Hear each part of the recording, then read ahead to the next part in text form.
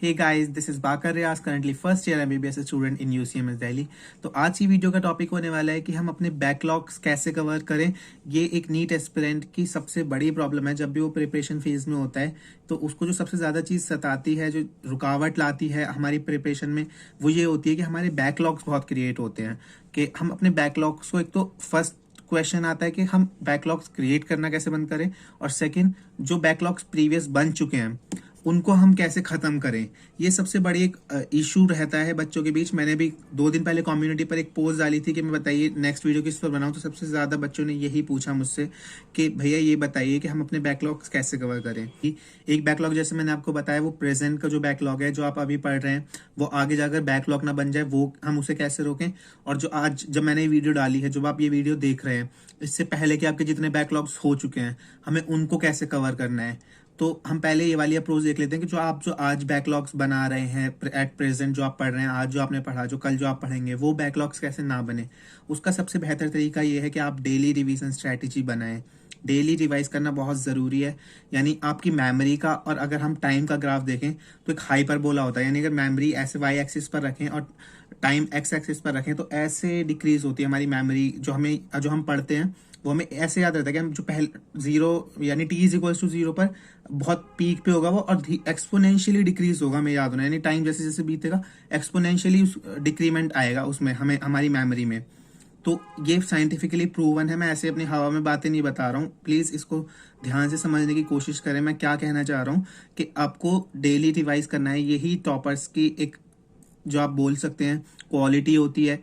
यही quality selection दिलाती है किसी भी एग्जाम में। सिर्फ वो नीट ही नहीं, चाहे वो जेई हो, चाहे यूपीएससी हो, चाहे बोर्ड्स हो, किसी भी एग्जाम में अगर आप रिवाइज करेंगे तो बहुत ज़्यादा आपको बेनिफिट मिलेगा रिजल्ट वाले दिन और एग्जाम वाले दिन। आपको जब आपके सामने पेपर होगा तो आपको वही चीज़ जो आप रिवाइज कर चुके होंगे ना मल्टीपल टाइम्स, वही याद रहेंगी। जो आपने एक बार पढ़ा होगा वो याद नहीं रहता। ठीक है, तो रिवीजन की स्ट्रेटेजी की वीडियो मैं बना चुका हूँ ऑलरेडी।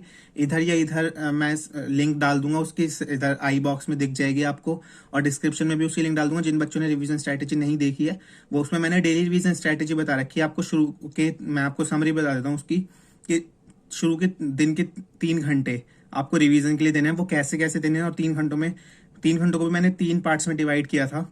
तो उन 3 पार्ट्स में क्या क्या करना है उसको आपको जानने के लिए वो वीडियो देख लीजिएगा। पूरी 6-7 मिनट की वीडियो है, ज़्यादा टाइम नहीं लगेगा। मैं सीधा पॉइंट की बात करता हूँ, मैं इधर उधर की बातें नहीं करता। मुझे पता है क्योंकि आपका टाइम बहुत ज़्यादा इंपॉर्टेंट है, तो इसलिए मैं सीधा पॉइंट वाली, मतलब प्रैक्टिकल बात करता हूँ। कोई ऐसी बात नहीं करता जो कि आप प्रैक्टिकली अप्लाई ना कर सकें। ठीक है, तो ये वाला रिवीजन का बहुत इंपॉर्टेंट रोल आ जाता है फर्स्ट टाइप ऑफ बैकलॉग में। तो सेकंड टाइप ऑफ बैकलॉग आ जाता है कि जो आप जिस वक्त पर आप वीडियो देख रहे हैं उससे पहले के आपके जितने चैप्टर्स रह चुके हैं, जो आप नहीं पढ़ पाए हैं, उनको कैसे कवर करना है। तो गाइज, मैंने अपने टेलीग्राम ग्रुप पर एक पीडीएफ डाली थी कुछ दिनों पहले। 2 पीडीएफ थी। उसके अंदर मैंने फिजिक्स, केमिस्ट्री और बायो की वेटेज वाइज लिस्ट डाल रखी थी पूरे नीट के सिलेबस की, 11th-12th दोनों। ठीक है, उसके अंदर क्या था कि number of questions her chapter के आगे लिखे हुए हैं, कितने से कौन से चैप्टर से क्या क्या कितने क्वेश्चंस पूछे गए कौन से साल में, और ओवरऑल पिछले 11 सालों में कितने क्वेश्चंस पूछे गए वो भी लिखे हुए हैं। तो आपको क्या करना है, आपको अपने रजिस्टर में एक बैकलॉग डायरी बनानी है। यानी 2 पेजेस लगेंगे वो। उसके अंदर आपको फिजिक्स, केमिस्ट्री और बायो के जो आपके बैकलॉग से चैप्टर है, हर इंडिविजुअल का अलग अलग चैप्टर होगा जो कि आपने नहीं किया होगा।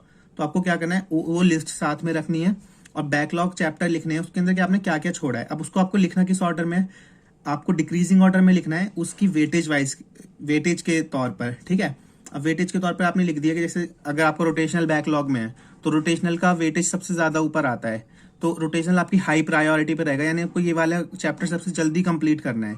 तो ये वाला चैप्टर सबसे जल्दी कंप्लीट करने के लिए हाई प्रायोरिटी ऑर्डर में रखेंगे, सबसे पहले रखेंगे। और जो सबसे लीस्ट है, यानी अगर कोई किसी चैप्टर से एक क्वेश्चन पूछा जा रहा है, पॉलीमर्स मान लीजिए केमिस्ट्री का, तो पॉलीमर्स को सबसे नीचे रखेंगे। आपको ऐसे पूरी एक लिस्ट बना देनी है। उसके अंदर फिर मैं इंट्रोड्यूस कर रहा हूँ अल्फा बीटा गामा कॉन्सेप्ट। या अल्फा, यानी अल्फा का मतलब है जो आपका स्ट्रांग है, और जो गामा का मतलब है वीकेस्ट है, और बीटा का मतलब है मॉडरेट है।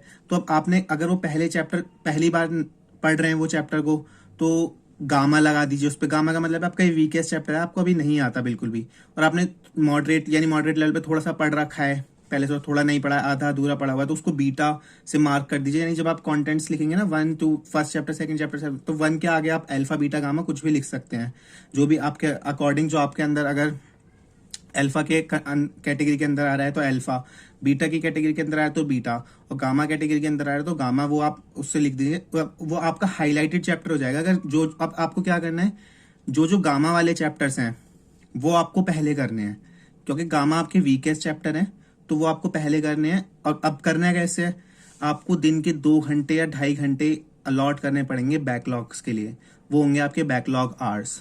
ये ज़रूरी होता है आपको। देखिए एक चीज़ बता रहा हूँ मैं, distance is equals to speed into time. तो अगर आपका डिस्टेंस जो है वो, अगर हम मान के चलें कि सिलेबस है, नीट का सिलेबस वो कम नहीं हुआ है ना, टाइम कम हो चुका, तो डिस्टेंस कांस्टेंट है, टाइम डिक्रीज हो चुका, तो उस सेम डिस्टेंस को कम टाइम में कवर करने के लिए आपको अपनी स्पीड इंप्रूव करनी होगी। ये फिजिक्स प्रूव करती है, ये फॉर्मूला प्रूव करता है इस चीज़ को। तो आपको इस चीज़ को प्रैक्टिकली भी सोचना होगा कि आपको स्पीड अपनी बढ़ानी होगी। आप चाहे कितना बोल देंगे मुझसे नहीं हो रहा, आपको अगर 6 घंटे पहले पढ़ना पड़ता था तो आपको 10 घंटे पढ़ना पड़ेगा, 11 घंटे पढ़ना पड़ेगा। पूरे दिन आपको करना क्या होगा, बस पढ़ना ही होगा, खाना होगा, सोना होगा, और कुछ नहीं करना। 1 घंटे का ब्रेक ले लेना बीच में, वो भी 10-10 मिनट के ब्रेक लोगे काफ़ी होंगे। पूरे दिन आप सोशल मीडिया से प्लीज़ थोड़ी दिनों के लिए गायब हो जाओ, इंस्टाग्राम वगैरह से, कोई ज़रूरत नहीं है इन चीज़ों की। वही लोग जो आज आपको ताने मार रहे होंगे ना, वही आपको अप्रिशिएट कर रहे होंगे जो आपका नीट का सिलेक्शन हो चुका होगा। ठीक है, मैं यही चाहता हूँ आफ्टर ऑल कि आपका नीट में सिलेक्शन हो। तो ये सब चीज़ें बंद कर देना, अपनी स्पीड इंप्रूव करो, और आपको 2-2.5 घंटे बैकलॉग्स को देने होंगे जो आपके पहले के। कोई मैं आपको मूल मंत्र नहीं बता सकता कि ये ऐसे आप अपना करंट पढ़ते रहो बस और बैकलॉग्स अपने आप पूरे हो जाएंगे। सिर्फ लिस्ट बनाने से नहीं होंगे, लिस्ट में जो चैप्टर्स हैं उनको कंप्लीट करना होगा। मैं बस आपको एक रास्ता दिखा सकता हूँ कि ऐसे लिस्ट बनाकर आपको थोड़ा सा जो प्रेशर क्रिएट हुआ है ना माइंड में, जो आप अभी प्रेजेंट जो चैप्टर्स पढ़ रहे होते हो, पीछे के चैप्टर जो बचे हुए होते हैं उनके प्रेशर की वजह से अभी जो आप चैप्टर्स पढ़ रहे हो वो नहीं कर पाते अच्छे से, उनमें एफिशिएंसी नहीं आ पाती। ये चीज़ खत्म हो जाएगी जब आपके पास एक लिस्ट होगी, आपको पता होगा कि हाँ मेरे 4 चैप्टर्स बैकलॉग में हैं। अल्फा वाला चैप्टर अगर कोई है तो इसका मतलब आप ठीक हैं, अभी कोई बैकलॉग्स आप धीरे धीरे भी कर सकते हैं, 1 घंटा भी अगर निकाले तो। बट जो गामा वाले चैप्टर्स हैं वो तो आपको जल्दी करने होंगे ना। तो इस चीज़ का ध्यान रखते हुए आपको 2-2.5 घंटे अपने हिसाब से निकालने हैं दिन में बैकलॉग के चैप्टर कवर करने के लिए। अब वो चाहे आप वीडियो लेक्चर से कंप्लीट करें या किसी की रिवीजन वाली वीडियोस देखें कि उस चैप्टर के रिवीजन के शॉर्ट वीडियोस डली हुई हों वो देखें, एनसीईआरटी डायरेक्ट पढ़ें। बाकी चैप्टर्स में आप जितने डीप जाते हैं उस चैप्टर में इतना डीप ना जाएं ताकि आपको वो चैप्टर जल्दी से जल्दी कवर हो। तो यही सारी स्ट्रेटजीज हैं जिनसे आप बैकलॉग्स को कवर कर सकते हो। कोई आपको आके मूल मंत्र नहीं बता सकता कि आप ये पढ़ लो, यानी समझ लो ना आप मैं क्या कह रहा हूँ, कि कोई ऐसे आपको शॉर्टकट नहीं बता सकता इस चीज़ का बैकलॉग्स करने का।